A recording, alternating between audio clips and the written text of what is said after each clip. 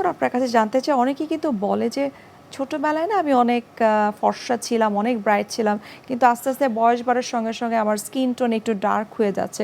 So এই ধরনের patient নিশ্চয়ই আপনি পান, তখন তাদেরকে আসলে কিভাবে কাউন্সিলিং করে থাকেন বা কী ধরনের ট্রিটমেন্ট তাদেরকে দিয়ে থাকে? এটা আমি রেগুলার শুনি, হ্যাঁ, চেম্বারে শুনি যে হ্যাঁ ছোটোবেলায় আমি অনেক ফর্সা ছিলাম, তো এখন আমার টোটাল বডির রঙের সাথে ফেসের কালারটা ম্যাচ হচ্ছে না। তাদের ক্ষেত্রে বলি, এখন বড় হতে হতে তো আপনার নিজের মধ্যে অনেক চেঞ্জ আসছে, আপনার স্কিনও কিন্তু এখন ম্যাচিওরে একটু ট্যান হবেই।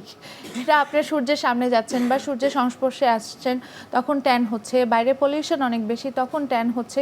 আস্তে আস্তে কিন্তু গায়ের কালার চেঞ্জ হতে পারে, এটাতে নর্মাল, এটা ওইভাবে নেওয়া যাবে না। বাট এটা যদি তুলনামূলক হারে বেশি হয় তখন কিন্তু এটা স্কিন ডিজিজও হতে পারে। সেটা অ্যাডিসন ডিজিজ বা কোনো হরমোনাল ডিজিজ আছে কিনা খুবই ইম্পর্টেন্ট, থাইরয়েড ডিজিজ আছে কিনা সেটাও ফাইন্ড আউট করতে হবে, ডিফারেন্সিয়েট করতে হবে।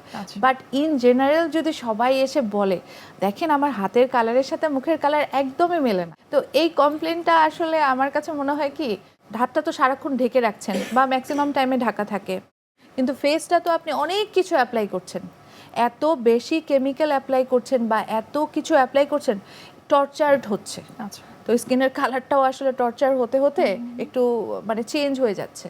তো আমার মনে হয় সব কিছু সব ফেসে অ্যাপ্লাই করা উচিত না, যে টোন বাড়ানোর জন্য বা একটু কমপ্লেক্সনটা ফেয়ার করার জন্য।